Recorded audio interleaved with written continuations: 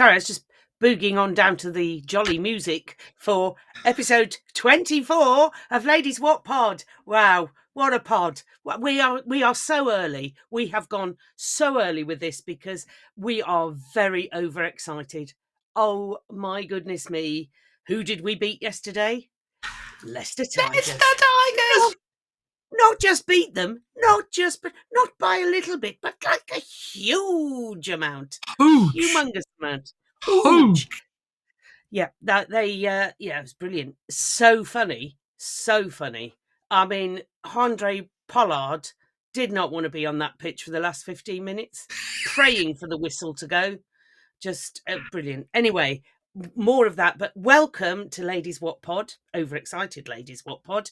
My name is Liz Saunders. I am here very early Sunday morning. I was in hair and makeup at 7:30. Well, hair. Beautiful day in sunny South Northants. Mrs. Jones, how are you? What's the weather like? Oh, it's like four-way family favourites, isn't it? What's the weather like? It is. It's sunny in Cambridgeshire today. The weather is absolutely gorgeous, as it was yesterday. Actually, yes, it was a lovely day. It's been, as I said to Mrs. Lockett, I do have my own personal rain cloud.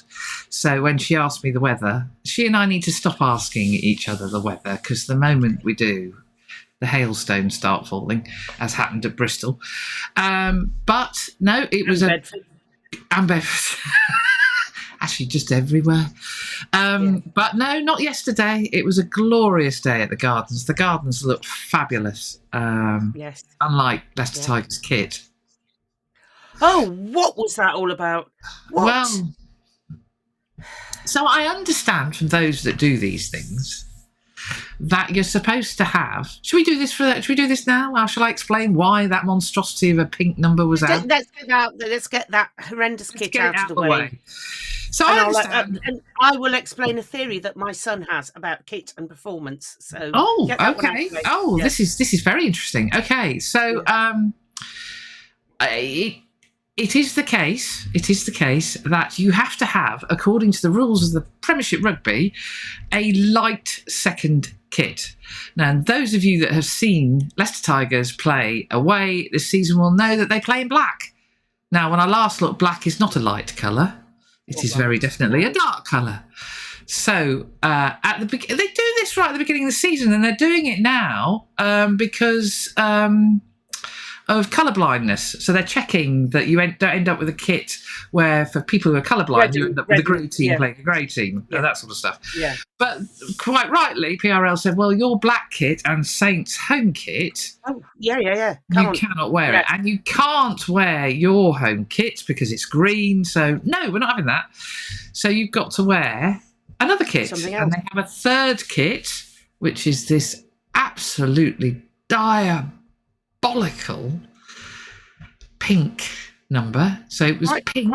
Quite hurt your eyeballs, actually. Yeah, and I think there's supposed to be some sort of tiger pattern at the top, and anyway, and then navy blue shorts, and I think it was black and pink socks, but I couldn't quite tell whether it was dark navy blue or black. And well, I hope it was dark navy and pink, because you can't.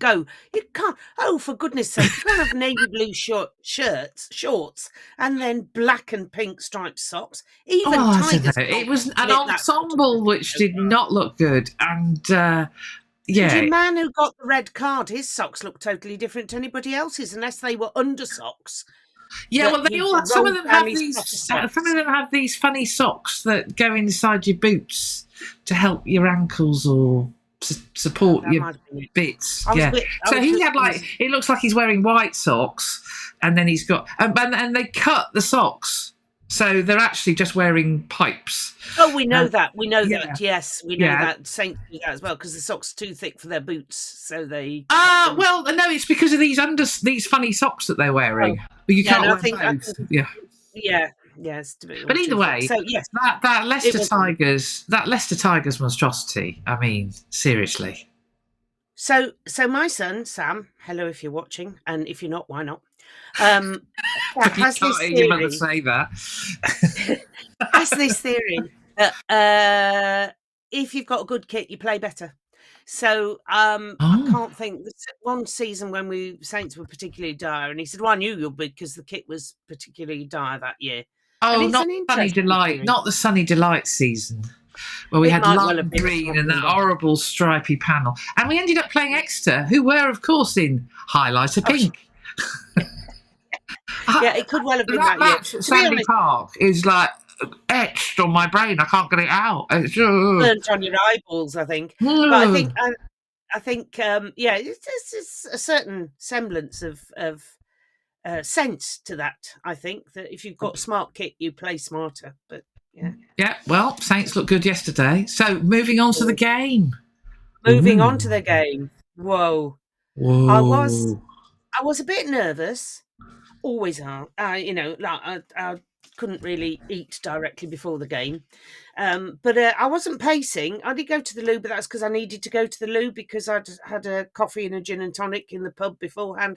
So it wasn't a tactical move. It was, and then I was just thought, no, I think we're going to do this. Even when they went ahead, I thought, no, I think we've got this. So I was quite well. You saw I came to see you at half time only because you were in the sun and I was cold. Yes, yes. But so let's go through the first half. It wasn't champagne rugby, was it? It was a bit error strewn from both sides, and quite simple errors were happening, and the line out on both sides wasn't as robust as it could be. When we got attacking position, we were not doing what we, normally our red zone conversion or whatever they call it. It is much better than it was in that first half, and it was a bit. The breakdown was it was like the Wild West. Yeah, very much. We'll talk about Christoph Ridley, but it really did feel like a bit like the Wild West, and Saints again. They didn't quite deal with it. They were better than they were in previous games, but but both sides were making mistakes. One would get the ball off the other, then the other would get the ball off the other. There were penalties being given. There were free kicks. It was all just a bit a helter-skelter mess. Yeah. But I'm absolutely with you. 6-10 at half time, I was perfectly relaxed. So the wind was going in a completely different direction to what it had been going. Yeah. And Saints played, I don't know who won the toss. But Saints played against the weather in the first half. It seems to be their trend. They play against the weather, so they went up the hill in the first half towards the Barwell stand, and the weather was doing them no favours. It played a more significant part than I think people realised. And so I was quite confident. I thought, well, we've got the wind, we've got the slope, we've got, let's just have another Vodacom Bulls Munster Saracens blitz as we have done in the second half. And that's basically what happened. I got confident as the first half wore on and we started to make breaks. We started to unpick the lock. Because they were giving us no time at all in the first 20 minutes. First 20, 25 minutes. Then you felt almost as if they exhausted themselves. Yeah. And we suddenly went, actually, we can be a bit, if we just do what we do, we'll get there. And I thought Tom Litchfield made some lovely breaks. And really, they started to, you could see our confidence growing. And we can still do this. We can do this. Yeah, it was Litch and the Ginger Ninja, Mr. Hendy. It's his boss who calls him that, We're starting to make breaks. Tom Seabrook was also, and Lewis was popping up all over the place. There was one absolute super break down the wing. Lovely. And it was on your side, wasn't it? On the Church's side. Yeah, he made several breaks. And then there was one on my side where he almost got the ball away to George. Furbank, not Hendy, to score. So, absolutely. They were growing in confidence that they could make the breaks, that they could do the stuff. Joano and Tamo were clearly the battering rams. They were just... Tamo looked like he was having his best life out there. Oh, he was roughing people running up. in. I'm going in. Big giant smile there, and just absolutely awesome. Those two were. Looked like they were living their best life. It was grand. Yeah. It was, and the birthday boy, as you say, Mr. Dependable. I felt really sorry for him when that ball came hurtling at him like a rocket, and his fingers get to it, and it's like a bar of soap, and then he uttered a rude word. Also, it was at his face, wasn't it? Yes, but he and Dingers were absolutely doing the business. It was, and I don't know what Leicester's game plan is. It's just, I've seen them several times this season. I still don't know what the plan is. It doesn't make sense. It seems to be we're going to bore you to death and rough you up. Do you have any calls, caller, in the call centre? Yes, no. It's all right. No, I've booked all the tickets. Good. Well, you've had a bit of a week. We should talk about that, really, shouldn't we? At some point. I think we should. That was very traumatic. Yeah. Yes, we should talk about that. Yes, we haven't got that on our script. So at half time, you appeared because you were cold for a warm up. Now I have to congratulate you because you said to me, "I'm going the other way round through the village." Wrong way round. So you headed off towards the Carlsberg through the tunnel there, and would have come out, walked round the lake and offices and whatever, and come back in the tunnel in front of the churches. And I think that made all the difference. I think, obviously, Curtis, where's she gone? Where are my pikelets? I think you're right. I think it was. Maybe that's just opened the floodgates.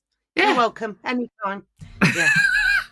That try from Curtis, he is irrepressible. There was just no stopping him. I mean, they should have stopped him. There were plenty of them to stop him. But he, a bit like Hendo against Munster, he was not going to be stopped. And he went for the try. Ollie Slightham against anybody, really. Yes, exactly. They're all learning from each other on that one. So that was a thing of beauty. And of course that started the ball rolling. So off we went.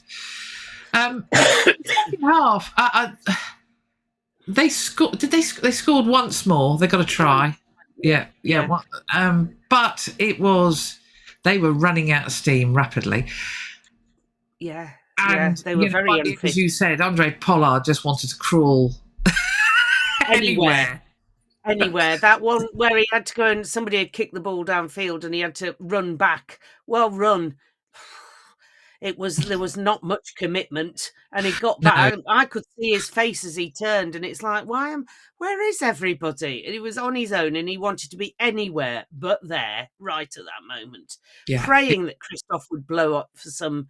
And then he realised, no, I've got to do. Oh no, they're coming at me, and I've got to deal with it. And it's not. It was not good. Not good at all. But what was good... actually, first half, before we finish the first half, Elliot Millar-Mills, yellow card. Fancy. I think it was the way he brutally attacked that tiger's shoulder and chin with his forehead. Just really... absolutely was lucky to get away with a yellow, I think. I mean... at least when Radders does the review, he was going, you need to be on the front. He would have been saying you need to be on the front foot, Elliot, if you're going to tackle somebody. But he was going backwards. I mean, I'm now not understanding. I'm feeling like we're having a VAR moment here. Very odd. Very odd.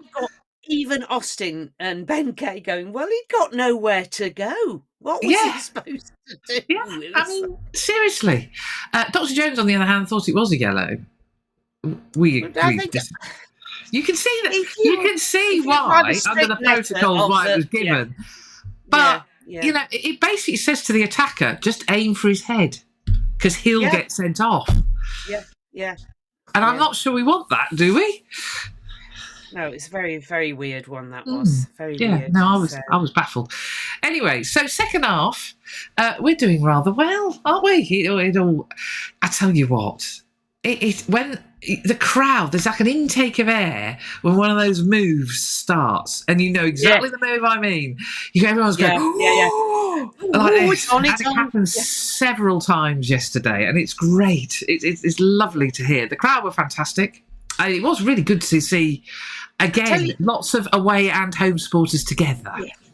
It was, though we did have, we had some Leicester Tigers fans behind us, but I'll talk about them later. But it was quite entertaining in the end.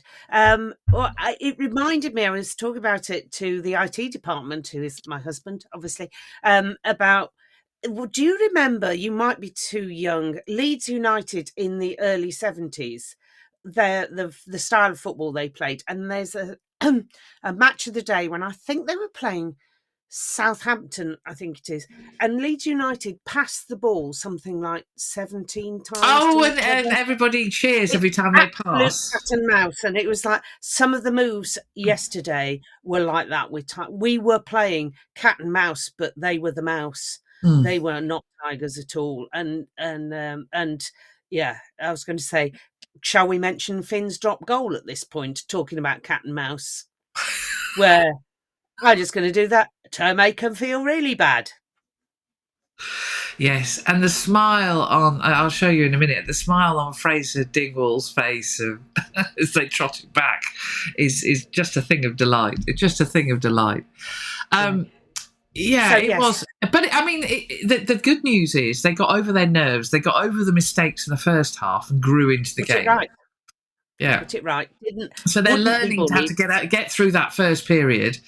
You know, if you're going to go behind, don't go too far behind. Not do the 26-0 at Exeter.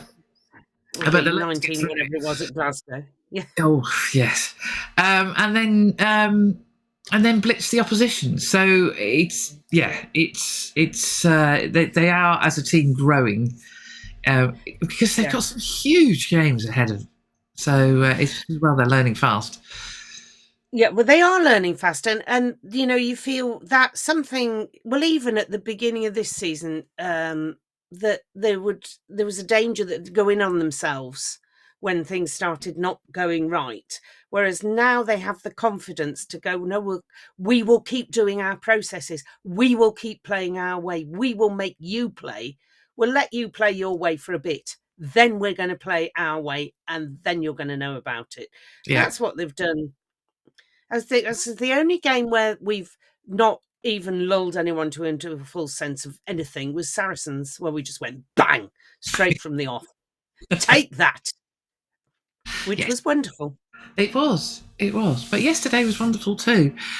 Yesterday was very wonderful. What a month it's been. Yeah. Yes, it has been a fantastic month. Now, I think you rightly want to talk about the ages of the team, because we have talked about the ages, because Exeter are a very young team. Yeah, Exeter are a very young team. Very young team. Yes. I was going to say, when because we're not a young team, apparently, according to TNT, even though we very much are.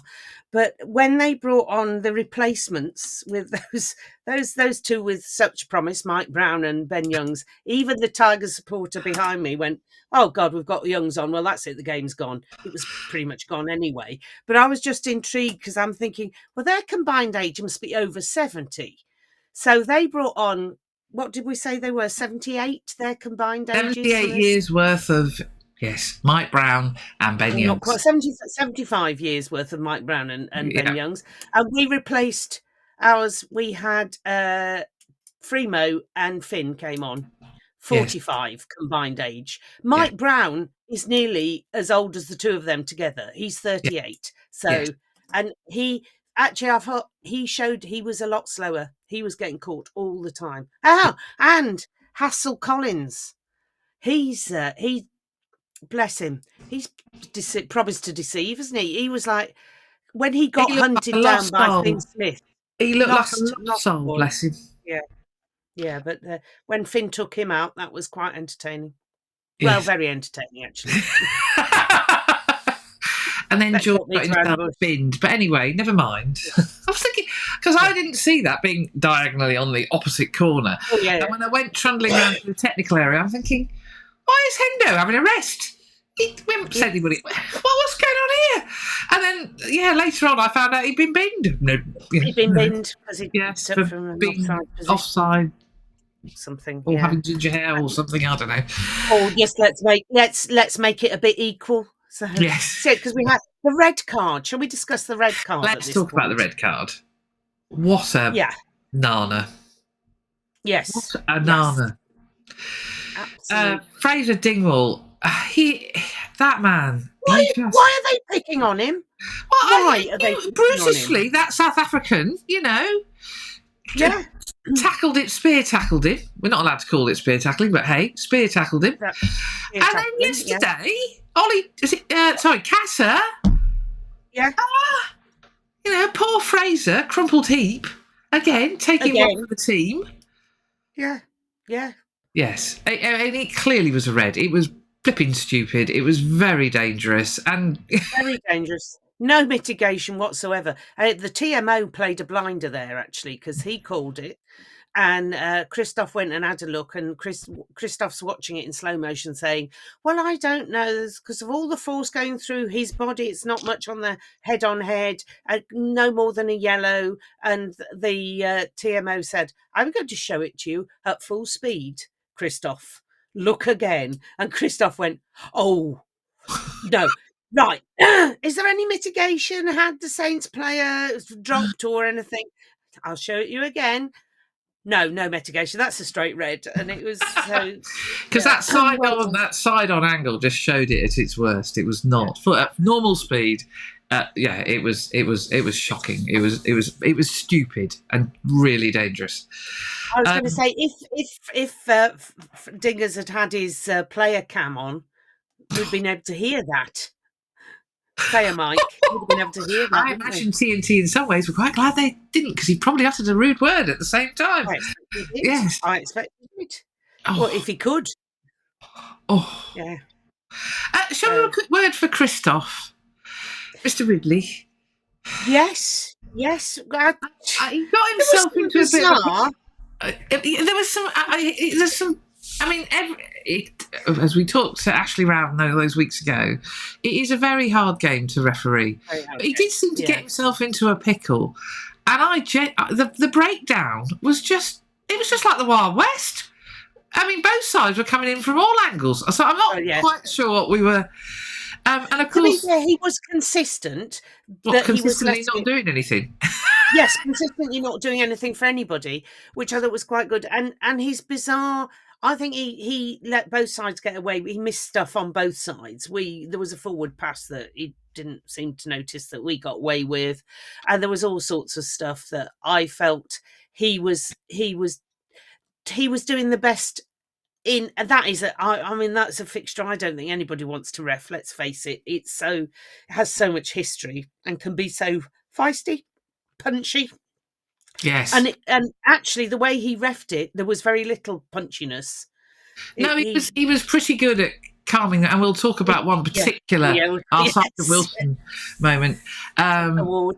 So I think he did all right actually, but there was a Tiger supporter behind me. There was a penalty against us, and the Tiger supporter decided that somebody had said something to Christoph. They hadn't, I don't think, other than possibly why. And so this Tiger supporter said, you need to march and back 10. And lo and behold, the next penalty was against Tigers, and something had happened, and they got marched back 10. And I turned around and said, well, he did as you asked then. And he went very quiet. Yes. And Dan Cole, shut up. Yeah. I wish they'd put in the law book an offence for Dan Cole wittering, because that deserves a binning just for that.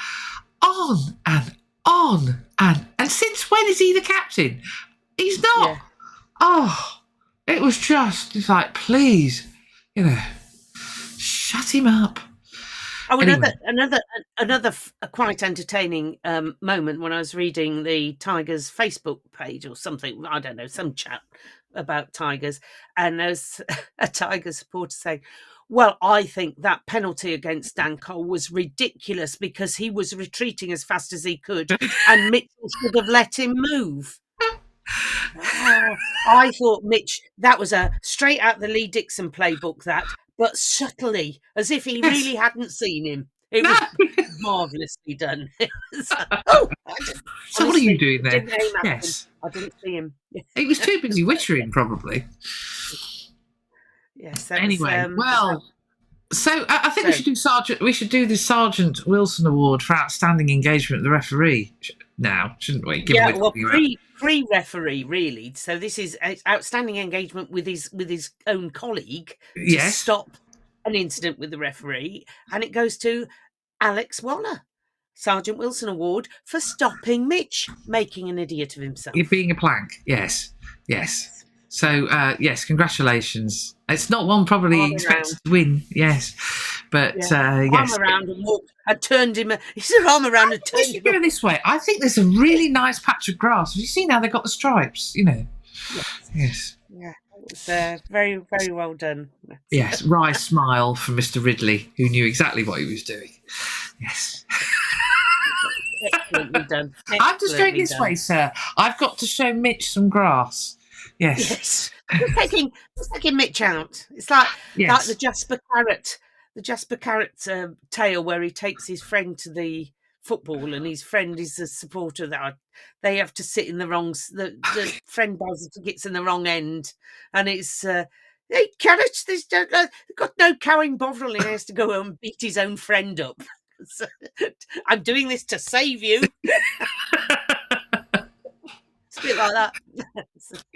Talking of the grass, I did the run out and oh gosh, it was really hard because I got mascots everywhere. The player, it was actually partly to do Alex Waller, who was bringing his kids on because it's potentially his last starting.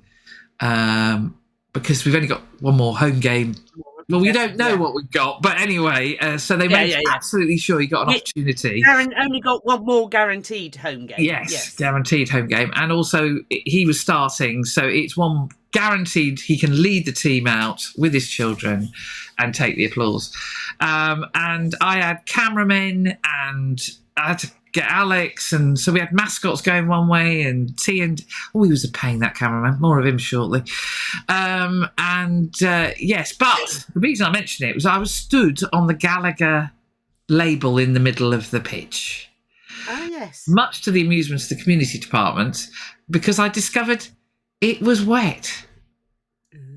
The paint hadn't dried. So I found myself thinking, hold on a minute. My feet, it's like, a beer-stained carpet, are sticking to the turf. This is not nice. And then when later on, at the end of the first half, I looked down at my feet and I'd left a sort of blue patch on the tarmac. Yes. Washes up. Yeah, well, I was amazed, actually, that more of the players weren't covered in blue, but they didn't seem to be. There weren't many running around looking like they got woad on. Did you? So well done, Mr. Waller, and I think there'll be a few totes emotion moments in the Waller household when they see the photos I took of him and the children yesterday, because I got a bit emotes. I got a bit emotes. I was seemed to have dust in my eye. Not sure where that came from, and I was thinking, well, poor Sue. Poor rugby mum is going to be, I would say, just be tissues are us, I think, from here on in. The tissues will, yes. Yeah, we'll have a sort of pile of papier-mâché by the side of the pitch. That was lovely. I also got a bit emotional because this lad has been through the ringer this season when Robbie Smith scored his try. Yes. He's been battling injury. He's had a really tough season. And he came on and he did the business. And when he scored, it caught my breath because I just thought, you have been through a really tough time.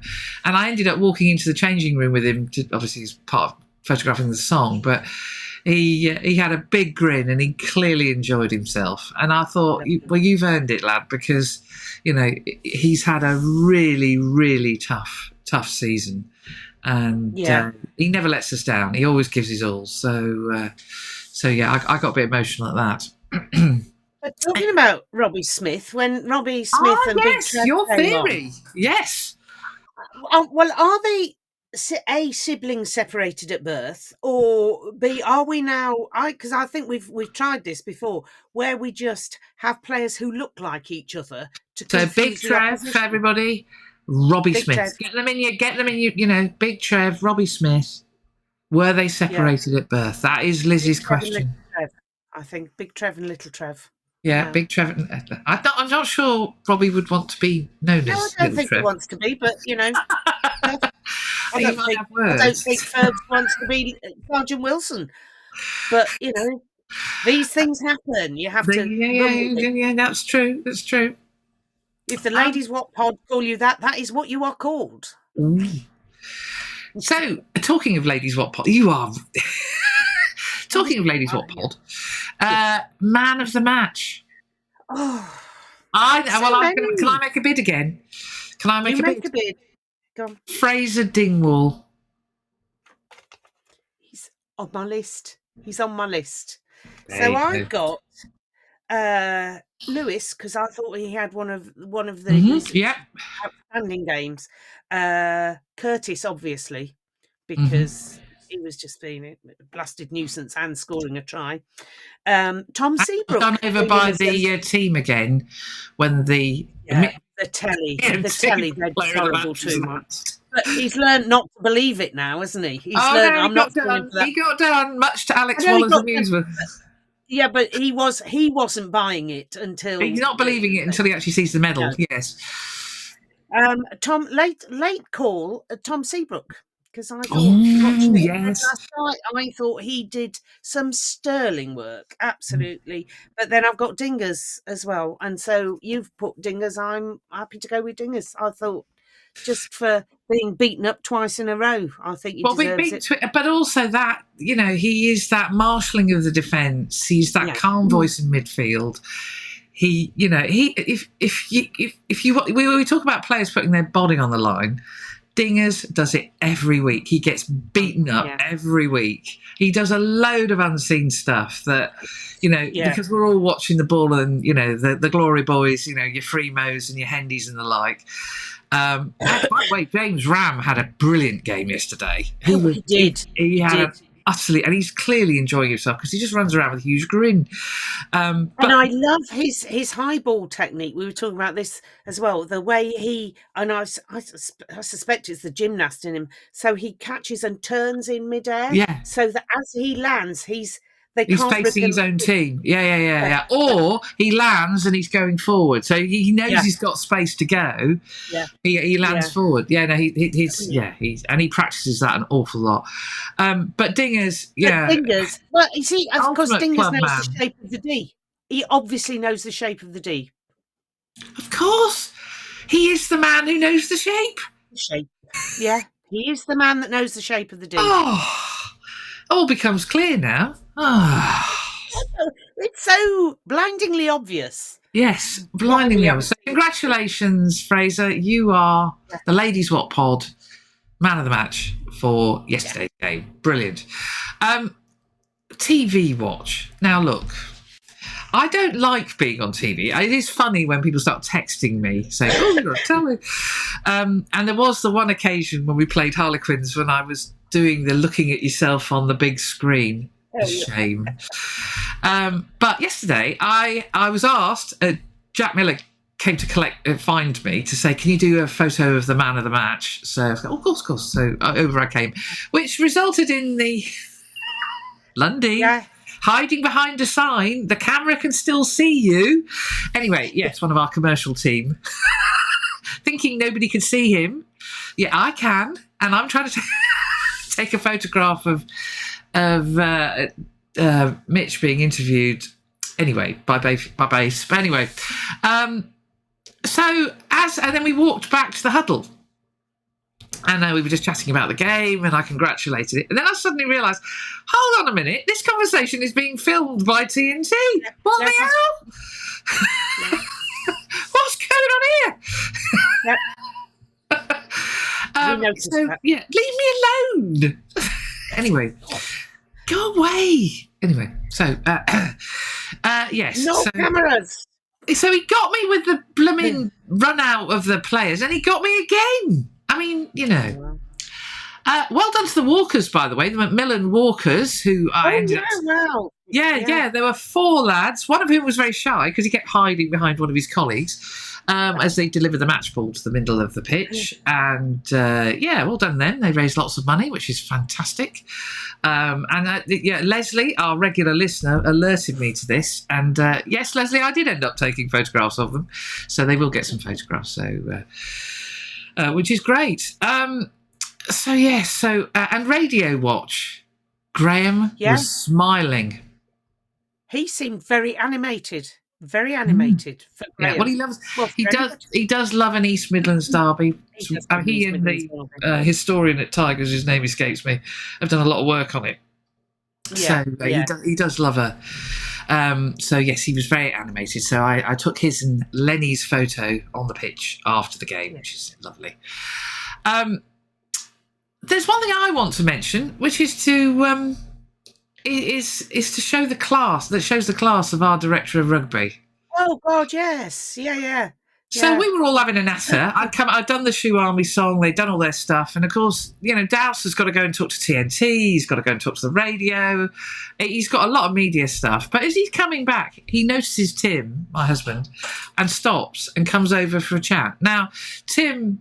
I'm not going to spoil what he's been doing, but he's been doing an amazing piece of research that's taken him years, and I'm not kidding, years to do. Graham's very excited about it all, Mr. McKechnie. But it sounds like Douse has only been briefed on it recently, and he spotted Tim, and he came over to say thank you for the work that Tim's done.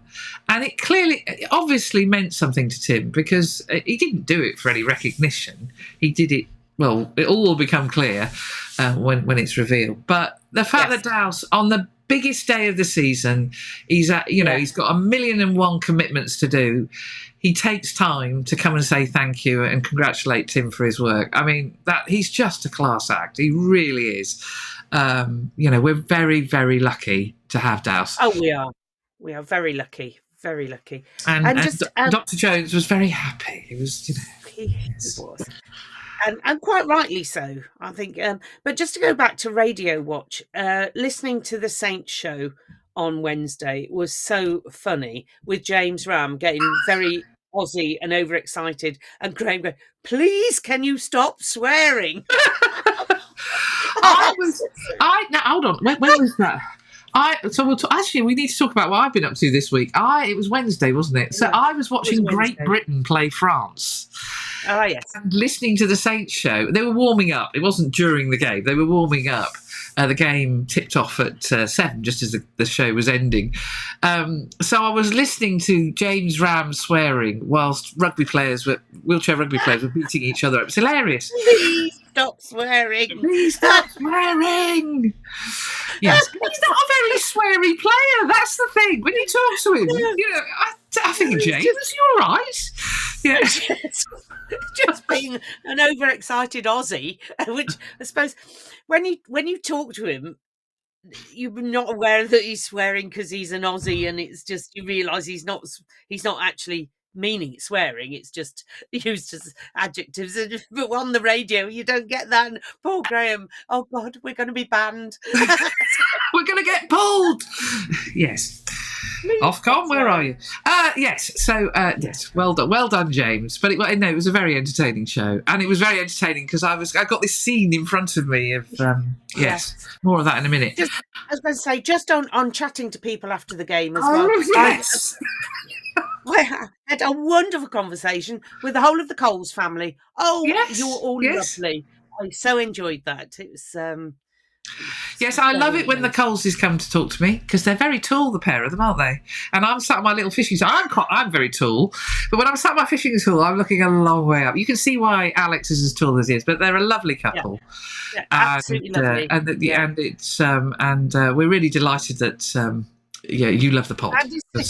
And his sister's absolutely lovely as well. Yes, absolutely. And they are all very tall. all very tall. I was Very trying to tall find a slope. family. I hope their door jams are a bit, higher. We used to take great delight in my family. In fact, my brother never did learn the height of the door jams in my parents' house, and they lived in a 1970s house, so it wasn't like it was your little cottage. So my brother's 6'7", and every time he walks into the door frame, we still found it funny. Anyway, so never going to age, is it? That your brother knocking himself out on the door frame? No, never going to age. Here he goes again. And then we had another conversation with a member of staff. We did, yes. And lucky clothing. Lucky clothing. When we all jointly, but the fact was, all of us went, "Yeah, I'm doing that as well." Yes. And this member of staff, who we shall not name to save them the embarrassment, is wearing many layers, which, as the weather gets warmer. But terrified they wear those layers at Bristol and laid the blame for the defeat on the fact that they weren't wearing the layers. So the poor soul is now melting in the. He's having to wear lucky fleece and lucky thermal underwear or something and a woolly hat. Lucky socks, I don't know. And the whole works. Yeah. It could get drastic in May. I hate to say it, I am there too. I've got my pair of socks and my lucky t-shirt and my Saint shirt and my jumper and my fleece. I stopped wearing the red coat that Lizzie asked me to wear with some trepidation, because I thought, oh God, if we lose, I'll have to put it back on again. But you're all right. That didn't seem to be significant, so we're okay. But yeah, no, I'm absolutely with him and her there. It was very, very funny. But the fact was, we all, in that little group, all went, oh yeah, I'm doing that. Yeah. I've got my nails. I can't change my nails. You've got your nails, and the fact you've got to go to the loo. And how are you going to do that? You're going to have to do a bit of a recce at Croke Park. How's that going to work? Yeah. You're going to have to do. Oh dear. Oh. Well, I'll sort it out. Yeah. I'm on the end of the road. Croke Park.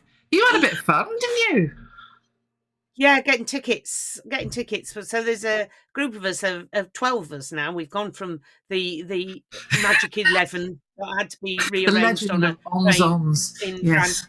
We're now on to do's. There are 12 of us. So we get the email from Saint saying, "Here's your link." So I will buy all 12. So we're all sitting together. Ticketmaster website where you kept having to get codes to go in and it's so eventually get in and you can only buy 8. Oh no.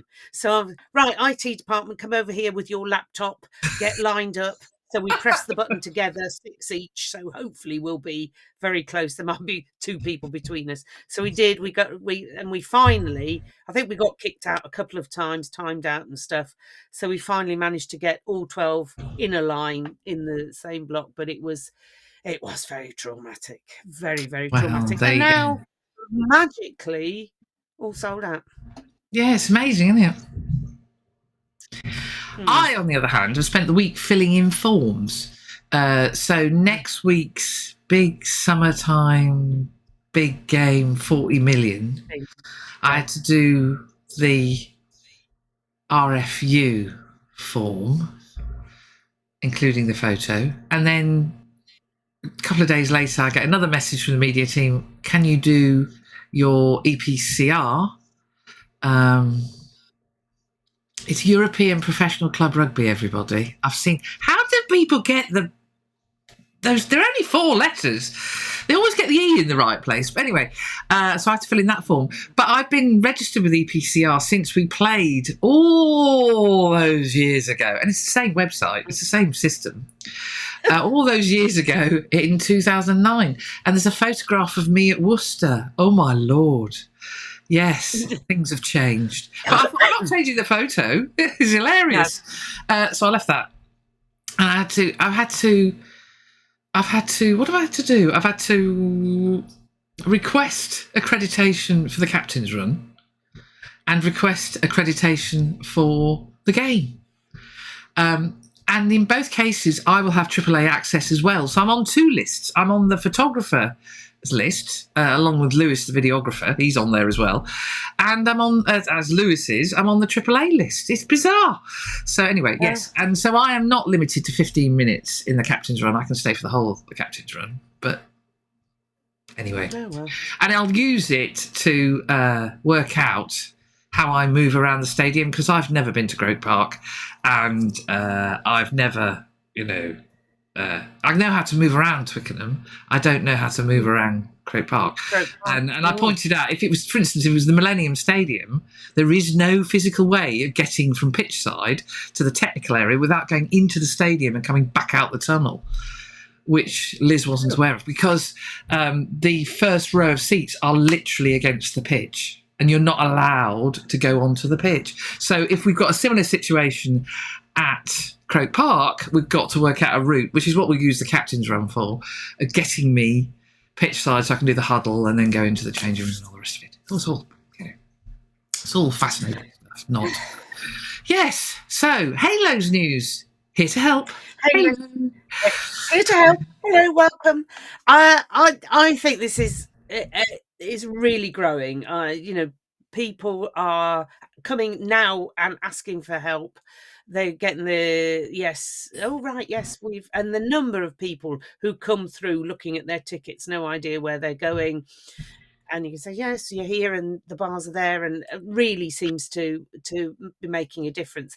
But Dr. T was very proud of himself, wasn't he, yesterday? It was, because there was a mum and her son who arrived at the ground, and mum explained to Tim that the lad was at his very first rugby game. And so Dr. T was very proud that he had welcomed this young lad to his very first game. He welcomed him to the Gardens, and he said it felt a bit special that, his first impression of Franklin's Gardens is somebody nice saying hello to him and welcoming him in. And that's what I think that's, yes, it's about getting people to their seat and all the rest of it, but it's actually about making people feel welcome. And that lad got a really positive impression from Dr. T. So he was a bit in the car on the way home. He was quite pleased. But I think you all are enjoying it. And really everybody seems to be having fun, but I think it's actually doing exactly what Mark Darban and Christy Coates wanted, which is that there is a nice way of getting information to people. And I love your gold, tabard thing. High-vis. Your high-vis. Go anywhere in it. Didn't go anywhere in it. Stroke of genius on a Matty Stewart special, apparently. Yes, like our supporters club high-vis ones as well, which are white. So I think what colour can you have? But the gold really works well. Yeah, it does. It works very well. Well done, Halos. Again, another success and big games. It's not that you were introduced with a big game at Saracens on a Friday night, and the games have got bigger. So it's not as if you've gone for a quiet start. You've gone straight into the really complicated stuff. Watching people's faces as they come through the turnstile, sort of, even people who know where they're going, it's just, oh, hello, welcome. I can see you know where you're going, and so just that chat, and you see them almost relax, and I think it's really working well. I was so while we're talking about volunteers, let's talk about the Quad Nations. Yeah. So I was at. Where was I? I was in Cardiff. Oh, God, it's been a week. I was at the Quad Nations, which is wheelchair rugby's little mini international festival. 4 of the top 6 teams in the world were competing in a pre-Paralympics event in Cardiff. So you had GB, France, Japan, and America.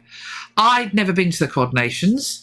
Lots of the Saints coaches and Saints wheelchair rugby coaches and players were there, either as officials or as volunteers. We don't actually have anybody on the team. Come on, Casey, get on with it. No, he's a grand lad, is Casey.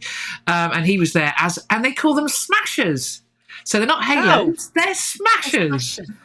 And they were in these lovely red jackets. I was quite envious, actually. I was thinking, oh, yeah, that would suit the red brand. I could have had one, but no, And it was a fabulous 3 days of wheelchair rugby. If you ever get a chance to go to a Quad Nations, they move around the country. There's been an event in Leicester, well, several actually, in Cardiff. If you get a chance to go, you will see some cracking wheelchair rugby union. And these guys hit each other really, really hard. Japan won it. Yes. Really, really good game against the USA.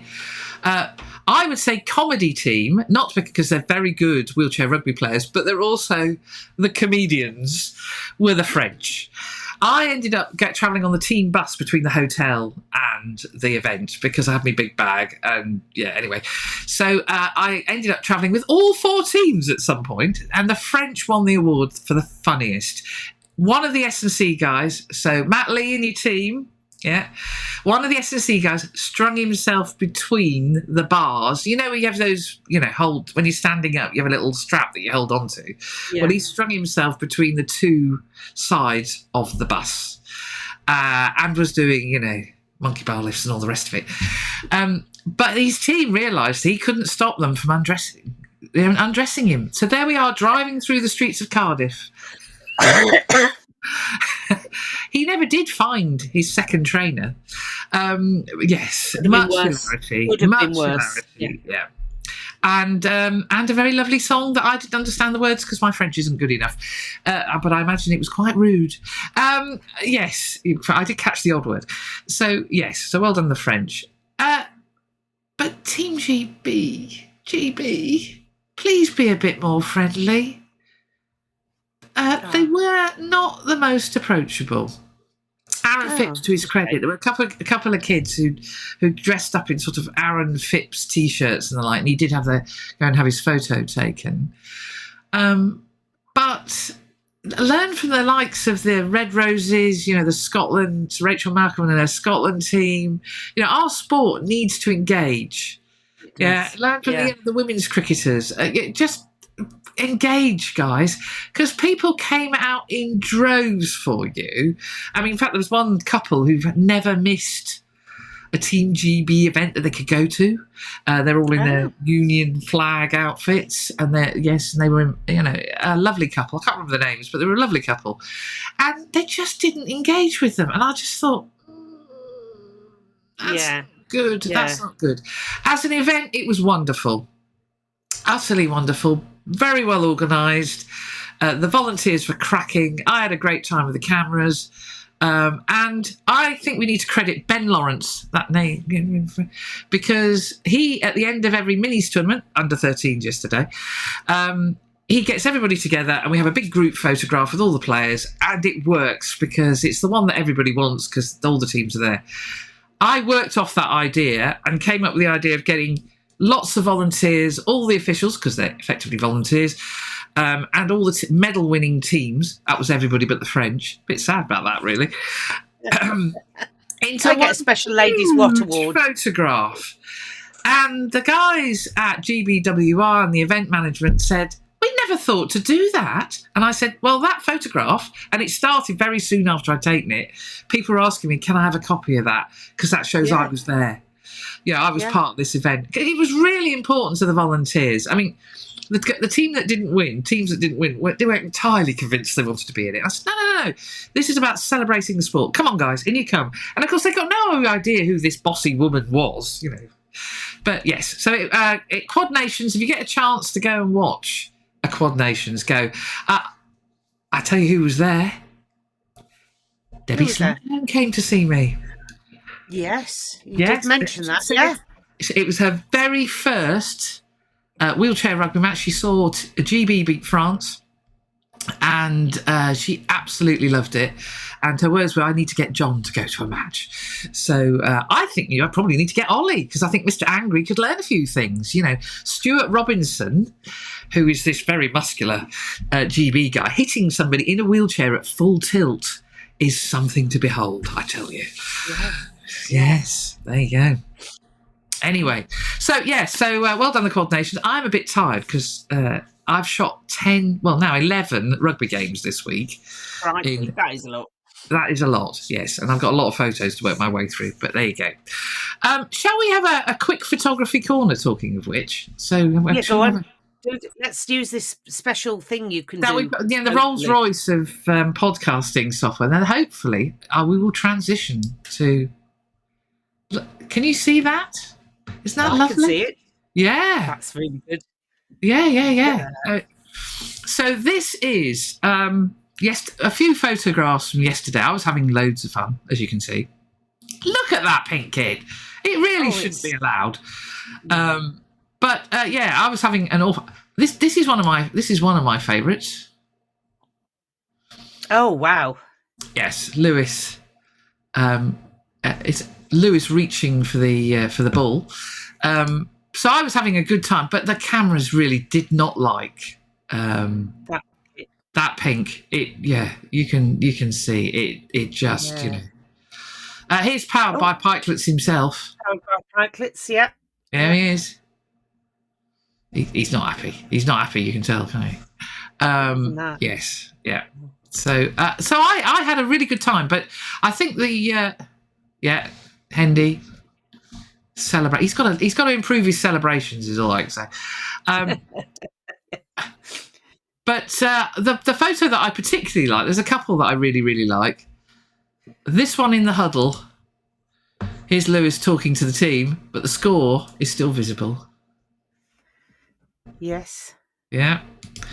And then, of course, the Sue Army song was The Birthday Boy, Mr. Litchfield, and it was Finn and Tom Seabrook.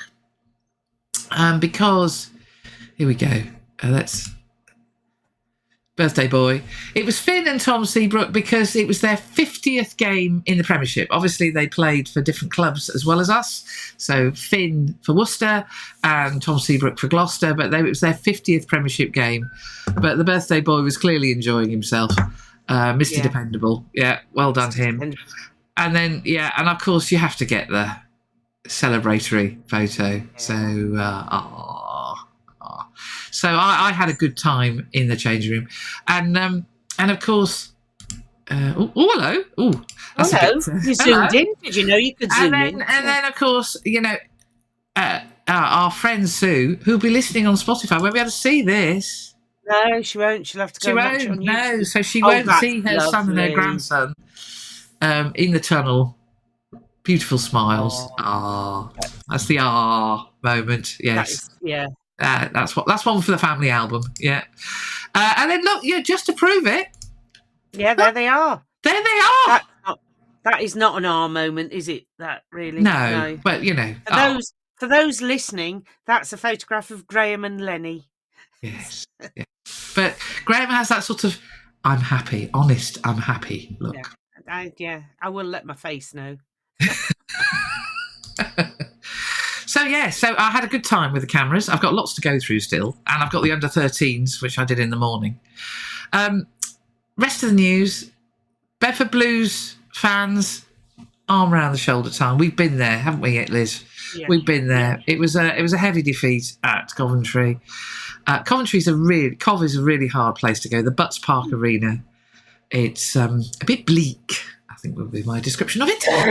And so, it was not a great day at the office. Meanwhile, now that I have to say, I owe Rachel Malcolm and her team an apology because I didn't get a chance. In my overexcitement to check their score. But the Red Roses routed Ireland. Yeah, I've got to watch that back because, of course, we were busily watching the Saints. We weren't watching England. But that sounds like a cracking because we're watching the Saints beating Leicester Tigers. Leicester Tigers. Yeah, while we're on, actually, let's have a quick look at, what happened to Rachel Malcolm and her team, Six Nations Women. Scotland won. Oh, good. They beat Italy for the second year running 10-17. So well done, Rachel Malcolm and her team. But 88-10 to the Red Roses. So good. We've got some championship news, haven't we? We have some championship news. Yes, about So it sounds like, having fallen out with each other 15 times, they've started talking, and we're talking about the 25-26 season, and they're starting to come up with, I think, more practical things about how they develop the tier 2, and they're actually having a conversation now as opposed to just chucking rocks at each other. And it does sound as though it sounds like it's going to be a 14-team league. Chinner are coming up from National Division 1 this year. Congratulations to them. That has their coach is England number 8, former Queen Nick Easter. Yes, Nick Easter. So congratulations, brother of a former Saint Mark, if you recall. Indeed. So they now got they all have to apply to join the league, but they've got a sort of set of standards which they call essential. Then they've got the next level, which is the development standards, and then they've got what they call aspirational if you want to get into the Premiership. So they're now starting to think practically about this league developing, using the money that it has to develop and a path to the Premiership, which sounds much more practical. However, it sounds horribly like annual appraisals, those though. Yeah, it does, and it still does feature every article that you talk about. It features the fact they want Wasps back, so the lie is still going on. It's not about London Irish. It's not about Worcester Warriors. It is, Anyway, moving on. And then we heard a retirement this week. An old chum. Yes, old Chudders, Will Chudley. So, I mean, he is 36 now, round about now. You know, he's slightly younger than Mike Brown, but not by much.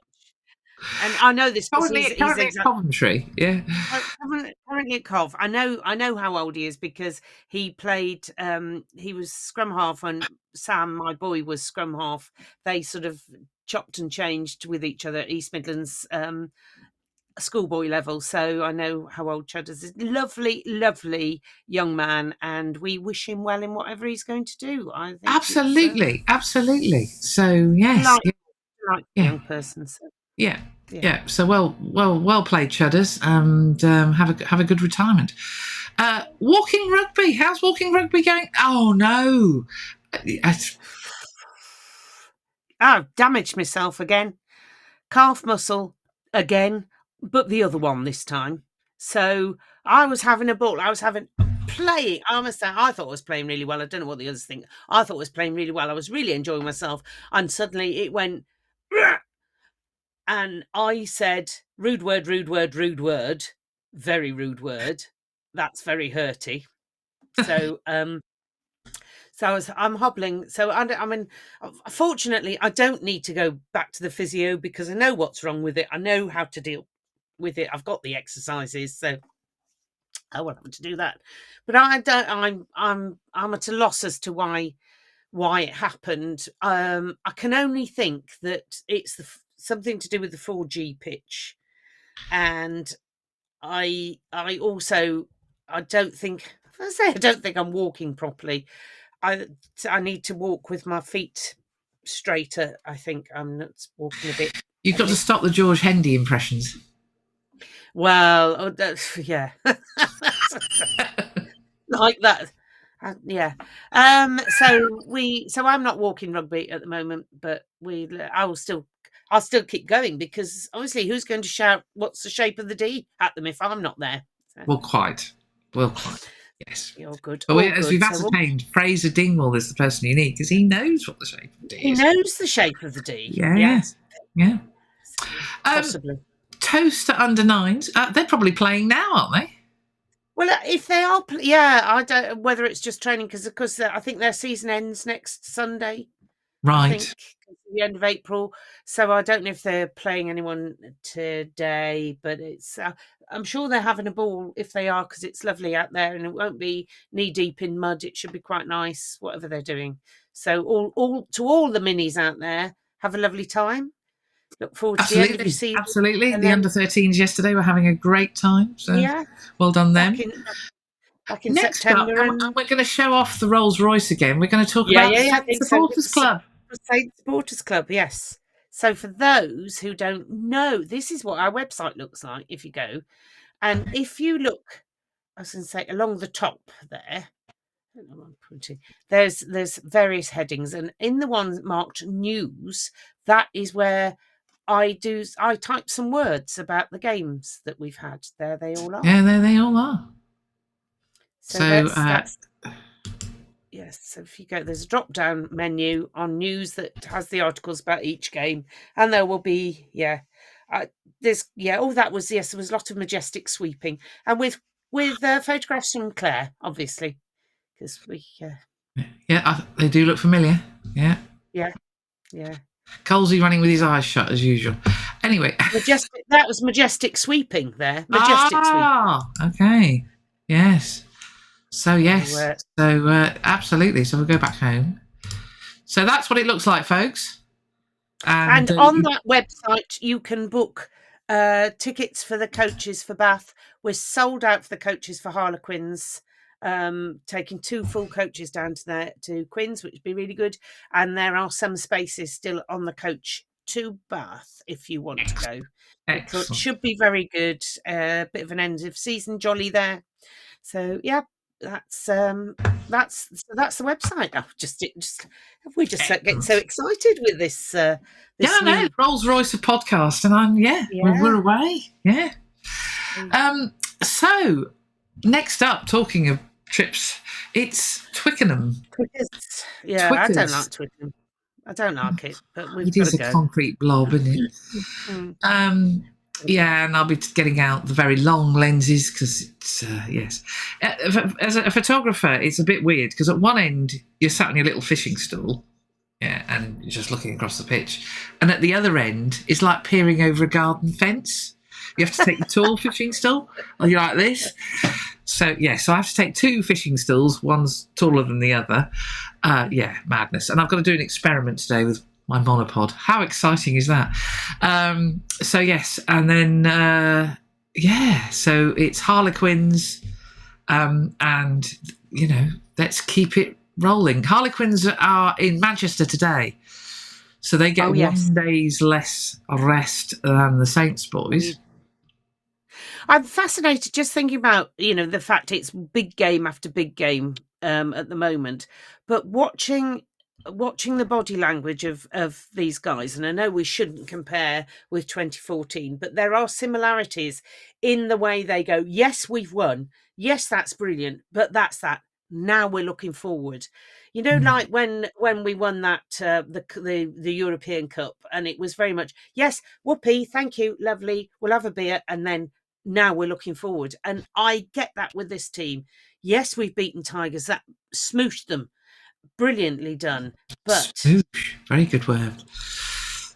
But now we're already thinking we're going to enjoy this, but we're already thinking ahead, and I think that's, and I just get they're so young, they've got so much going for them that they're rising to each big game. They're not getting knackered. They're feeding off this energy. Come, hopefully mid-June, they may collapse in a heap. But I don't think it's going to happen before then. I don't think we're going to see 2011 happen again. And I think that's partly down to the coaches. That rotation of that team yesterday. Oh, there were some whinings on Facebook. Why aren't we playing our strongest team? It looked like a fairly strong team to me. I mean, and there's just the joy of the fact that you've got Manny not playing because Tarek came on. The prop depth is, I'd love to chat with Manny, is lovely, and I just the way they're managing those boys' minutes is really impressive. Finn coming on at the end, although apparently he told his mum and dad, I like it when I come on as a replacement because everybody's knackered, so you always look good. All the truth will out. Yeah. He looks. I don't think he needs to worry about looking good, really. I don't think so. I think Austin was. Did somebody say? Did Austin say I'm getting a poster for my wall? He is fallen deeply in love with Finn Smith. We may have to take a restraining order out against the little thatched one. And Brian O'Driscoll just thinks he's the bee's knees as well, and he's ours. O'Driscoll was persuaded because of Tobin Park. If you can play, you can play like that in conditions like that in a hostile environment like Tobin Park, and run the game at the age of 21, and and he said, "You want an international fly half? Finn is the one you want, not Marcus." And I think, So I think we are blessed. We're definitely blessed. And I was going to say, just while we're looking at comparisons, so there were two England scrum halves on that pitch yesterday. One of them got man of the match, the other one didn't. So let's just put that one right away, shall we, Mr. Borthwick? Right away. No more stupidity there, please. Yeah. Thank you. Yeah. So Mitch was back to his best. We obviously were careful with the number of Haribo we had before the game, is all I can say. Yes. Tom Litchfield didn't share his sweets before the game. Didn't share his birthday sweets, and weren't we grateful? Yes. So, I'm really looking forward to the next game because the big games keep coming. It's Harlequins followed by Gloucester, followed by Bath. That is the run-in. Yesterday's results, Bath won. So we're 6 points ahead of Bath at the top of the league. Saracens laid waste to poor Gloucester. So the battle is really on now. But it's all in our own hands, isn't it? It's up to us. It's up to us now. Winning. We put ourselves where we wanted to be, it's up to us now. And we as supporters, I remember this feeling, 2012, 2013, and 2013, 2014. We've got to pace ourselves too because it can get very tiring. The adrenaline every week. I mean, we're not playing, but it can be mentally quite, Yeah. And in my case, obviously, I'm working behind the lens, but it is really, really tough. Oh, I have been very remiss. I need to say a big thank you to the safety team. The safety team helped me out yesterday because I was doing the run out, and rather than having to wear my bag in the middle of the pitch, one of the safety guys, I don't know his name, and that's very remiss of me, at the cinch stand end, kept an eye on my bag, which was really helpful. I was very pleased we were going that way. He did a cracking job marshalling everybody into the stand, but also keeping an eye on my bag. And thank you to the team. They are, we took the Halos are great, but I think we've got a great safety team too. So thank you, guys. You did a cracking job for me there. I was going to say, can I just say as well, my friendly friend, the steward that I meet in the tunnel when I'm as stressed as I am, and I bumped into him yesterday when I went for the actual, because I needed the loo, not. And he said, I hate these games. He said, I'm so stressed. I just want it to be 5 o'clock. And I know whether we've. And I said, oh, I know exactly what you mean. And he said, but we're grown ups. We could do this. I went, no, we can't. No, we're not. So I think, the stewards and the safety team, lovely, great bunch of lads, as they say. And the vibe in the gardens is really positive. And we've got a bunch of players who are just lovely with everybody. Really, really lovely. And that vibe, that positive vibe. I mean, Julia Chapman and Mark Darban, the cash register on a Monday morning, must be looking, oh yes. Because, having sellouts like that, but actually having a really positive vibe. Again, lots of home supporters, but lots of Tiger supporters, which was great. It's all looking rosy, which is brilliant because everyone's worked incredibly hard to get us here. Anyway. Yes, yeah. Mrs. Saunders, episode 24 of the Ladies. Who'd have thought? And it's lovely. So I reminded you, our second edition was the loss at Welford Road. Yes, it was. Imagine we'd said to ourselves, we'd been told in episode 2 where we'd be in episode 24. Yeah. We'd have bitten your hand off. So and thanks to people who keep coming up and going, somebody said, I recognise your voice. You're the pod, and I went, yes, thank you. Yes. So, for those of you on YouTube, another little thing I learned this week is how to put a subscribe button on your video. So bottom right, if you just click on the subscribe button, you get notified when there's a new episode of Ladies Wot Pod. Yeah. Yes. There's no end to what we're up to. We never know. We never know when we're going to pod. It all depends on how excited we are and what else we've got going. But the main thing is, Liz, you and I have been through the ups and the downs. Yeah, we have. And I enjoying the ups. now have to go and make a dress ready for the end of season dinner, which is fast approaching. And we've got things like trips to Dublin between now and then. And I don't think I can take the sewing machine to Dublin. Aer Lingus Sewing Club.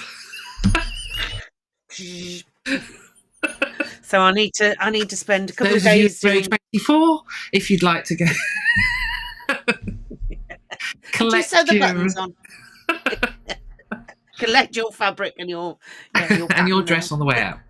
Yes. Yeah. Anyway, so lovely talking to you, Mrs. Saunders. Have a lovely week. And to you, Mrs. J, and we'll see you in Twickers. In Twickers. And for those coming on the coaches to Twickenham, we have got players on the coaches. We will be doing a question and answer session, so start thinking up nice questions to ask. So there can be anything like favourite cake. I'll be asking that one, obviously. Yes. Cake. Yes. Well, you've given it away now. Somebody else might ask it. Well, I'll get in first. Oh, all right. And somebody else can ask it on the other bus. 2 buses. And I can only be on one bus. Curses, lad. Boxes. That's all I can say. Yeah, boxes. Boxes. Hashtag powered by Pikelets requires boxes. Boxes. Yeah. Yeah. I need to make some this week, actually. Hashtag powered by Pikelets. Yeah. Anyway, have a lovely one, everybody. It's been lovely talking to you. See you all next week. Farewell. Bye. Bye.